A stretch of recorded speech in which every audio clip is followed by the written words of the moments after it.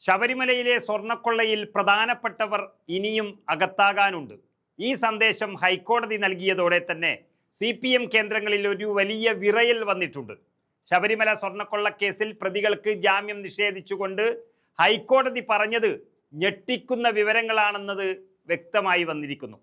അപ്പോൾ പ്രധാനപ്പെട്ട 3 നേതാക്കളാണ് ഇപ്പോൾ പ്രതിക്കൂട്ടിലായിരിക്കുന്നത്. പ്രതിപക്ഷ നേതാവിൻ്റെ വെളിപ്പെടുത്തൽ പ്രകാരം നേരാംവണ്ണം അന്വേഷണം നടന്നാൽ മുൻ ദേവസ്വം മന്ത്രി കടകംപള്ളി സുരേന്ദ്രനും ഇപ്പോഴത്തെ ദേവസ്വം മന്ത്രി VN വാസവനും അതുപോലെ തന്നെ ഇപ്പോൾ അകത്ത് കിടക്കുന്ന പത്മകുമാർ ദൈവതുല്യൻ എന്ന് വിശേഷിപ്പിച്ച ഒരു പ്രധാന വ്യക്തിയും അടക്കം 3 പ്രമുഖരുടെ പേരാണ് ഏകദേശം പുറത്തു വന്നിരിക്കുന്നത്. അതിൽ 2 എണ്ണം പേര് സഹിതം വെളിപ്പെടുത്തിയപ്പോൾ മൂന്നാമത്തേത് പത്മകുമാർ ആരുടെ ആളാണെന്ന്, രാഷ്ട്രീയത്തിൽ അദ്ദേഹത്തിൻ്റെ ഗുരു ആരാണെന്നും എല്ലാവർക്കും അറിയാം. വിഭാഗീയത കൊടികുത്തി വാണിരുന്ന കാലത്ത് പത്തനംതിട്ട ജില്ലയിൽ ഒട്ടുമിക്ക നേതാക്കളും VS അച്യുതാനന്ദൻ്റെ പക്ഷത്ത് നിലയുറപ്പിച്ചപ്പോൾ പത്മകുമാർ പിണറായി വിജയൻ്റെ എല്ലാമായിരുന്നു. അതിൻ്റെ പ്രതിഫലമാണ് അദ്ദേഹത്തിന് അതിനുശേഷം കിട്ടിയ എല്ലാ പദവികളും. അതല്ല, ഇനി തന്ത്രിമാരെയാണ് പത്മകുമാർ അങ്ങനെ വിളിച്ചതെങ്കിൽ തന്ത്രിമാരെ ചോദ്യം ചെയ്തു, മൊഴിയെടുത്തതോടെ ആ സംശയവും തീർന്നിട്ടുണ്ട്. അങ്ങനെ CPMൻ്റെ എല്ലാമായ 3 പേരിലേക്ക് ശബരിമല സ്വർണ്ണക്കൊള്ള എത്തുമെന്നാണ് ഇപ്പോൾ വ്യക്തമാകുന്നത്. ഇതിനപ്പുറം മറ്റു നേതാക്കന്മാർ CPMനില്ല തൽക്കാലത്തേക്ക്. ഇനിയും പ്രധാനപ്പെട്ട നിരവധി പേരെക്കുറിച്ച് അന്വേഷിക്കേണ്ടതുണ്ട് എന്നാണ് കോടതി വ്യക്തമാക്കിയത്. ഉണ്ണികൃഷ്ണൻ പോറ്റിയുടെ പിന്നിൽ ഇപ്പോൾ അറസ്റ്റ് ചെയ്യപ്പെട്ടവരെക്കാൾ പ്രധാനപ്പെട്ട വൻ തോക്കുകളുണ്ടെന്നാണ് കോടതി പറഞ്ഞിരിക്കുന്നത്. മുൻ ദേവസ്വം മന്ത്രിയും ഇപ്പോഴത്തെ ദേവസ്വം മന്ത്രിയും പത്മകുമാർ ദൈവതുല്യൻ എന്ന് വിശേഷിപ്പിച്ച ആളും ഉൾപ്പെടെയുള്ള വൻ തോക്കുകൾ സ്വർണ്ണക്കൊള്ളയ്ക്ക് പിന്നിലുണ്ട് എന്നാണ് പ്രതിപക്ഷ നേതാവ് അടിവരയിട്ട് പറഞ്ഞതും അവരുടെ അറസ്റ്റിന് വേണ്ടി ഇനി സമരം ശക്തമാക്കുകയും ചെയ്യുന്നത്. അതുകൊണ്ട് തന്നെ കോടതിയുടെ മേൽനോട്ടത്തിലുള്ള അന്വേഷണ സംഘത്തിന് അതിൽ നിന്നും അത്ര പെട്ടെന്ന് തലയൂരാൻ കഴിയില്ല. ഒരാളെയും വെറുതെ നിർത്താനും പറ്റില്ല.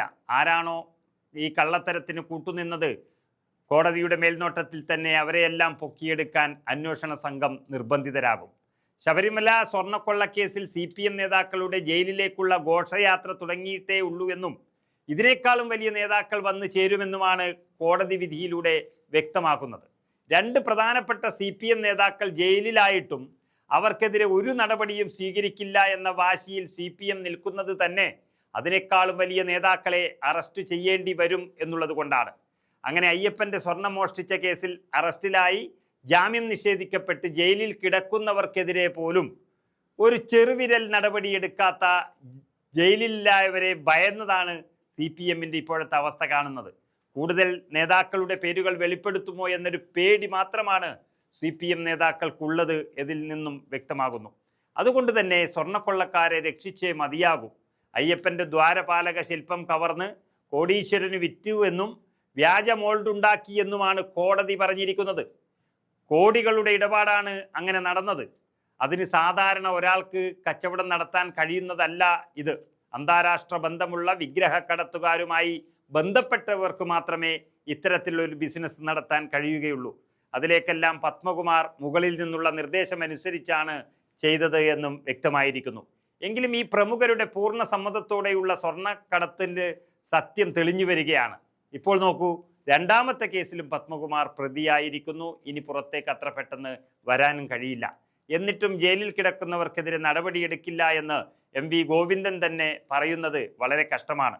കാരണം അന്താരാഷ്ട്ര തലത്തിൽ വിഗ്രഹം കടത്തിയവരെ നന്നായി അറിയാവുന്ന പത്മകുമാറിനെയും വാസുവിനെയും തൊട്ടാൽ ആ നിമിഷം യഥാർത്ഥ പ്രമുഖ പ്രതികൾ അകത്ത് കിടക്കേണ്ടി വരും. കേരളം മുഴുവൻ അമ്പരന്ന് നിൽക്കുകയാണ്. SITക്ക് മേൽ അതിശക്തമായ സമ്മർദ്ദം മുഖ്യമന്ത്രിയുടെ ഓഫീസ് ചെലുത്തുന്നുണ്ട് എന്നാണ് അറിയാൻ കഴിയുന്നത്. ഈ തെരഞ്ഞെടുപ്പ് വരെ കടകംപള്ളിയെ ചോദ്യം ചെയ്യരുത് എന്നൊരു സമ്മർദ്ദമാണ് മുഖ്യമന്ത്രിയുടെ ഓഫീസ് ഇപ്പോൾ ആഭ്യന്തര വകുപ്പിൽ ചെലുത്തുന്നത്.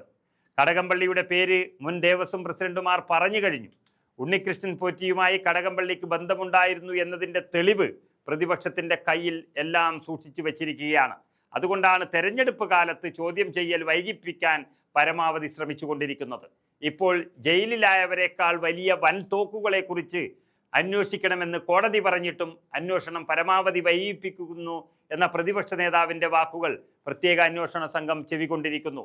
ഒരു കള്ളനും പുറത്തു പോകില്ല എന്നും ഇനിയുള്ള കള്ളന്മാർ ഏറ്റവും പ്രമുഖരാണെന്നതും കോടതി സൂചന നൽകിയതോടെ CPM കേന്ദ്രങ്ങളെ ആശങ്കപ്പെടുത്തിയിരിക്കുകയാണ്.